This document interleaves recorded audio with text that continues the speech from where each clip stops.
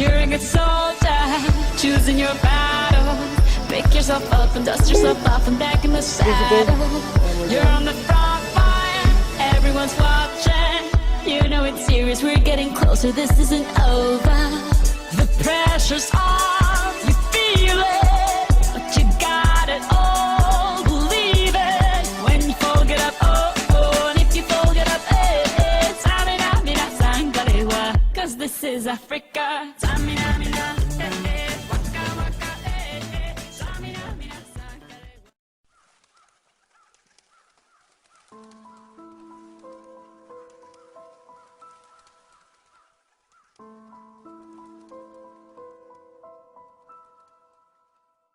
Okay, so last night I had a lot of trouble sleeping and I had this tingly feeling all over my body, and someone took my pulse, but they couldn't because I don't know, and it's really stressing me out, and I'm just trying to stay away from everyone else.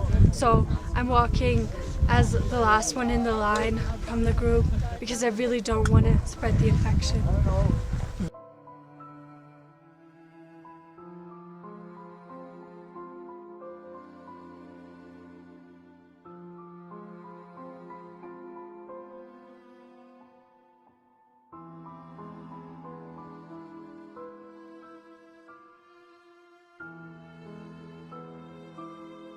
The mist rolled in, knowing it carried with it some unknown type of illness or disease, the origins of which we hadn't yet identified.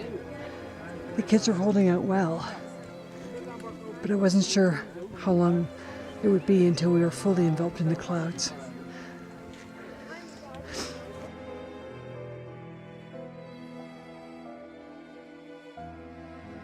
So things at camp are changing pretty quickly. I mean, we're all doing our best to keep hiking, but people seem to be dropping like flies. I mean, half of us are unable to carry our packs.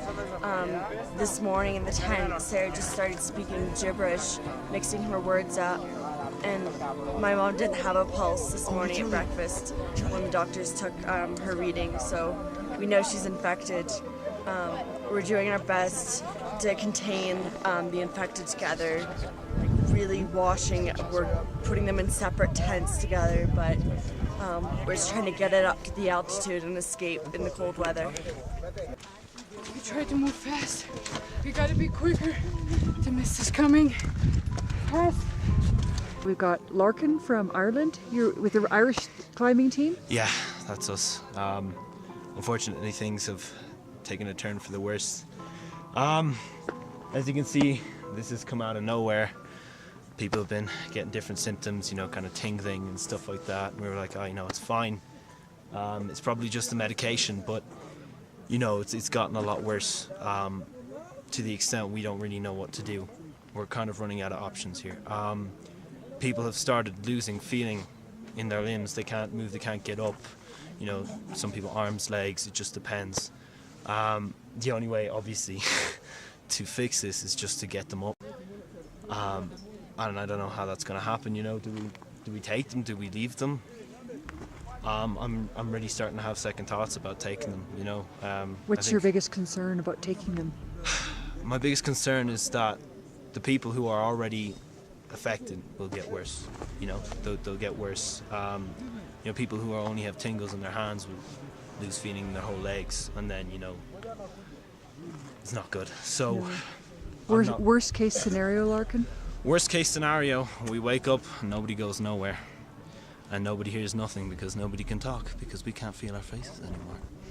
And I'm not looking forward to that. So, I think that if we keep it on down now, that we might be able to get out of here before anyone figures out what's going on, if you know what I mean.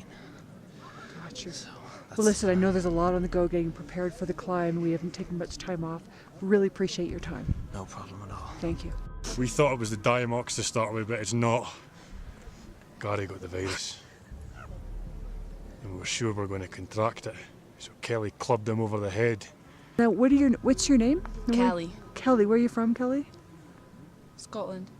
And does your climbing team have concerns about the virus? Yes. Yeah, what types of concerns? Can he move at all, or has he lost all feeling? He's dead. Oh, what are you going to do with the body? Chuck it over the mountain.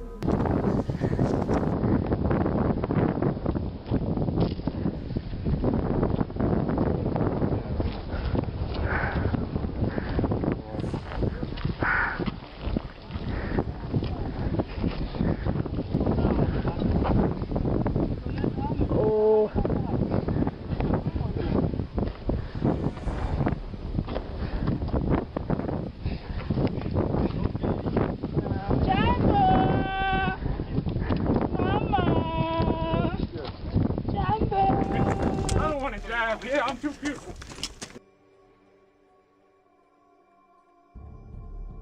Have you ever heard of this deadly disease where people's limbs are starting to die off? Yeah. Most of the those who are going to overnight to Creta, once they coming out, they feel like half-life. Yeah. In our camp, there's talk that there's a deadly virus that's been really hurting people, and there's even talk some have been eating each other in their tents at night, or some wanting to eat flesh. Has that happened before? Yeah. Sometimes it happens. Is there any cure for this disease? Yeah. Because the temperature of the Kilimanjaro is very low, below 12 minus. So the virus can't survive there. So almost you are going to kill your virus. Yeah. And how quickly do we have to get up there after we contract the virus? Oh, maybe for 60 hours. Wow. Yeah. It's going to be a hard push. Do you think we can do it? Yes. All right. Yeah. With your help, I hope we can. Yeah. Thank you very much.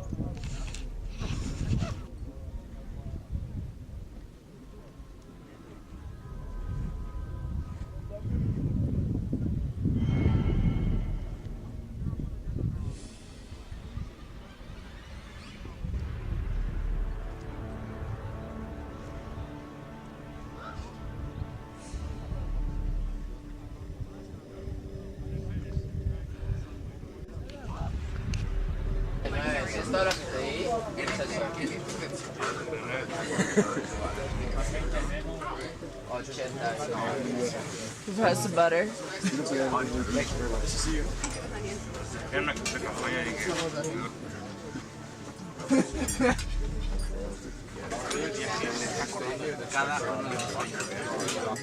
El regreso fue diferente.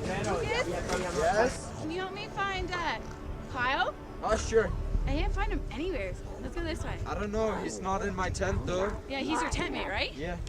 Like, I don't even know where to find him. It's all rocky. Like, you think he wouldn't be able to go missing. Like, Yeah. it's so weird. Oh, look. There's your shoe. What? Shoe. Oh, the shoe. His shoe. Oh. His shoe. His leg. What's that noise? Oh, Miss what? Becker! I have nosebleed, Megan. I have a nosebleed. Do you have a tissue? I don't. I have a tissue.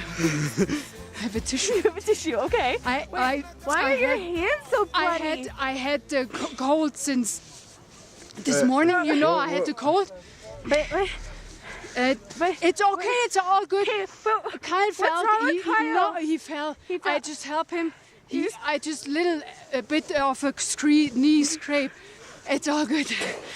Do you have a bandage? No, okay. No Maybe, bandage? Can we see if Kyle's like doing okay? Like, what are you doing? Why are you sniffing? You smell. What do you mean I smell? I smell what? You smell so good.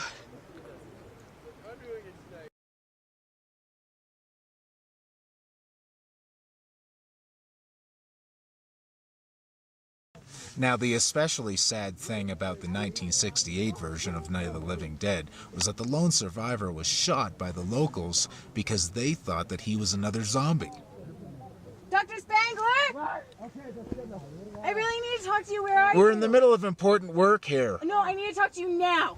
Now? Yes, now. Are you in here? This can't wait? No, it can't wait right Important now. research is being No, conducted I here. need to talk to you now. I need to talk to you about something. This better be important. Of course it's important. Okay. So I couldn't find Kyle, and I didn't know where he was, so I asked Lucas to come help me, and we went, and like behind a rock kind of, we saw his boots or his sneakers, and we went over, and then Miss Becker, Yes, her girlfriend, Yes, spit it out.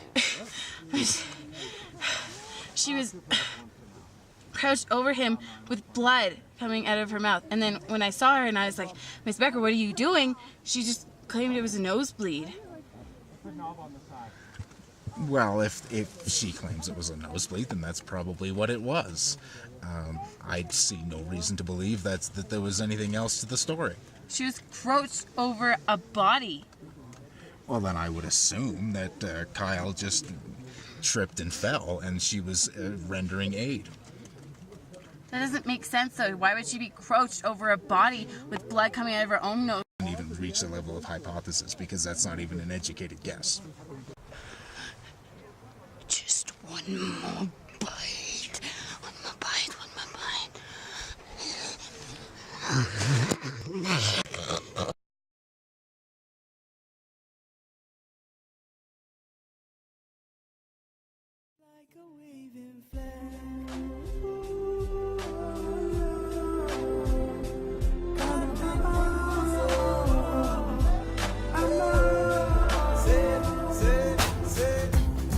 I remember when we used to sit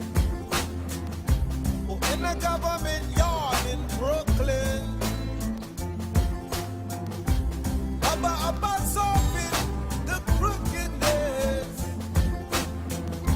I sit mingle with the good people we meet. I am here for a reason. Sometimes in my tears I drown, but I never let it get me down. So when negativity surrounds, I know something's better if you just hold. I got the infection everyone was talking about from the mist that we saw on Mount Kilimanjaro, and I'm doing pretty well now. It's actually recovering really well, but as we were going up, I started noticing my face, the flesh on my face was falling off. It was pretty scary, like I freaked out a bit, and as we were getting closer to the top, I started doubting whether I'd be able to make it to the top. I was in a lot of pain. And so on the final night, on the summit night, I gave it my all, and I still managed to get to the top even though I had this flesh disease on my face. But I was then taken down by helicopter, and they treated me at this little Maasai mud-made hospital, and I'm doing pretty well now. As you can see, it's getting a lot better. So we're back in the airport now, and we've had some time. The group has been reflecting on what's occurred the past couple weeks. I think the reality is really just starting to hit us that at the time, you get the illusion of, oh, just get to safety, but like there were zombies on Kilimanjaro, and we escaped, and I think that's a lot thanks to our training, and it wasn't an easy struggle. I mean, summiting the mountain itself was hard, and along the way I know a lot of us, we would have escaped the mist, and maybe the sun shone and people were feeling good, so you get this false sense of good karma from the mountain, when really the mountain is never your friend. It's never good karma. You have to be on your A game the whole time. You drink 5 liters of water, not good enough. You can still get sick. Drink more. You never know when something's gonna happen. I think everyone's pretty spooked right now, but hopefully we'll be good by the time we get home.